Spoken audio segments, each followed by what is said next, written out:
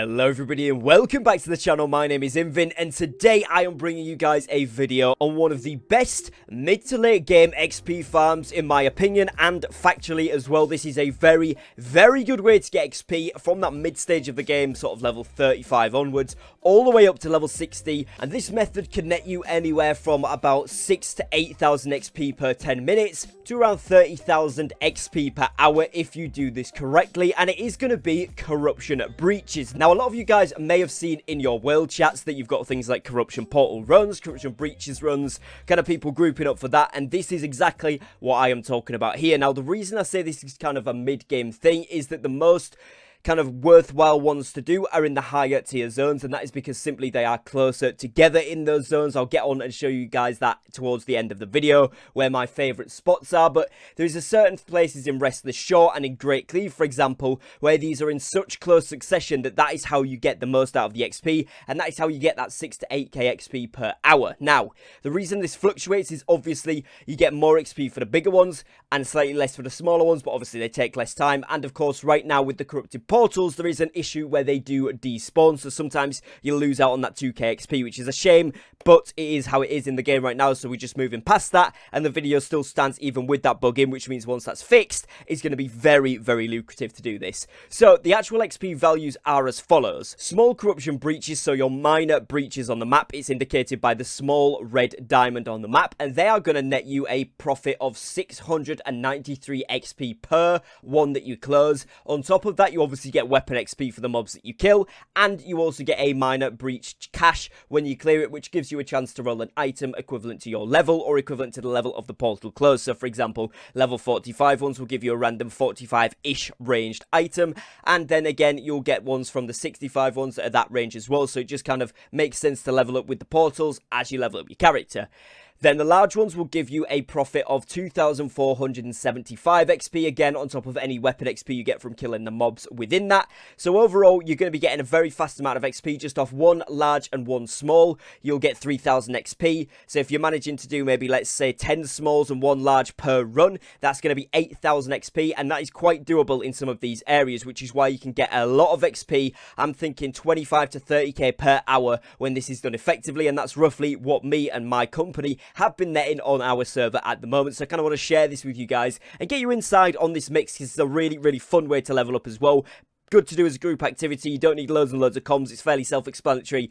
Obviously, if you want to go PvP flag, that is going to increase your overall yield just because of the kind of rewards that you get. It doesn't increase the amount of XP that they give you, but it does obviously increase the amount of XP you get from killing the mobs, etc., which is just a nice little bit of extra, so you may as well take it. Now, like I mentioned there briefly, there is some rewards from doing this. So the caches, which are given to you, level 45 from the 45 breaches, 65 from the 65 breaches. Obviously, you know, when you've got your level 35s, your level 25s, those ones are going to be equivalent level caches as well, and of course you are then going to get the higher star breaches as well from those higher tier portals, and of course when you get to the 65 plus, that is how you get those 3-star 65 plus caches. For those of you that have been wondering about the stars on it, the higher level you get, the more stars you get, so that's basically how you will get better loot, is obviously by leveling up and doing the higher level portals. Now, a requirement for doing the portals is obviously to have your Azov staff at the required level. If you hover over these on the map, they will tell you that the required level is 45, recommended 5 players, and it will tell you what Azov staff level is required as well. So for example, for the 45 ones,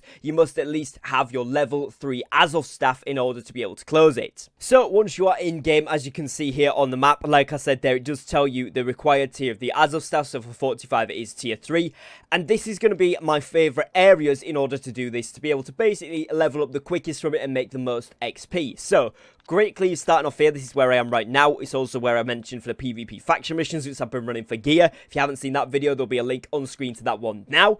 But yeah, this is going to be it. So 1, 2, 3, 4, 5, 6, 7 small breaches. 7 times essentially 700 XP. You're going to get just shy of 5,000 XP just for this run right here, which is literally a 2-second rundown from the outpost itself. Very easy to get to, and that's free 5k XP if you get 5-10 people of a relative level in your party. Go down there, smash those out, easy does it. Now, there is sometimes a major one down the bottom here as well. That'll get you an extra nearly 3,000 XP, making an 8k run. So that just there is very quick. Then you've got this middle section here where you've got 1, 2, 3, 4, 5, 6, 7. Again, with a major one. Again, just shy of 10k for that overall. And again, it's not too far to run. You literally go down here, across here, and straight across. Pretty self-explanatory. Then you go up to this outpost here. There is usually about 7 or 8 breaches up here, but it looks like somebody has cleared them just now. So they're not there, but this is also another really good spot. And they are in just as close succession as these guys down here. So again, it's another really worth it spot. And once you've got both of these outposts unlocked, you can actually just go and fast travel to wherever they currently are at. So that's a really, really nice run to do, and will get you super, super fast XP. If you imagine this is 8k, this is 8k, this is 8k, you're looking at 24,000 XP, and that'll all take you about 15 to 20 minutes. So do the maths, you can probably get quite a lot per hour in that respect there. Then you've got Rest of the Shore, which is my next favourite area. Again, as you can see, a lot in close succession. You've got 5 breaches there with a major one, so that'll be a good chunk of XP, about 6,000-7,000 there. This one where the major breach is, usually you get another 5 or 6 portals around there, the little ones, so again, another 5,000-6,000. Then you get this area here where they're spread out a little bit more, but still, again, the map's kind of confusing. In Rest of the Shore, it looks further away than it is. They're actually in pretty close succession, and very often you'll have a major breach on this middle island, as well as maybe some other small ones about. So again, another 6,000 there or 7,000 there. And finally, a 4th spot down here where you get another 4 or 5. And of course, you get those cheeky extra bits from this big one. Again, looking at about another 6,000-7,000. So again, a massive run on Rest of the Shore. Now, what you will notice, these ones are level 55 down the bottom here. These guys up here, 45. These guys, 55, so they require a tier 4 Azov staff. So if you are going down to the bottom of Rest of the Shore, bear that in mind. And again, the big corruption breach here, the major breach, is also a 55, so bear that in mind. They do change. Sometimes they're 45, sometimes they're 55, so bear that in mind before you do run the group, because obviously if you go down, no one's got the tier 4 staff, you're not going to be able to close it. And if you take some 30s, maybe 38, 39 level players that can easily do these 45s in a group, they're going to very much struggle on the 55 level ones, so do bear that in mind. That's why I sort of prefer Great Cleave. They all kind of stick around the 45 mark, but it's entirely up to you what you want to do there.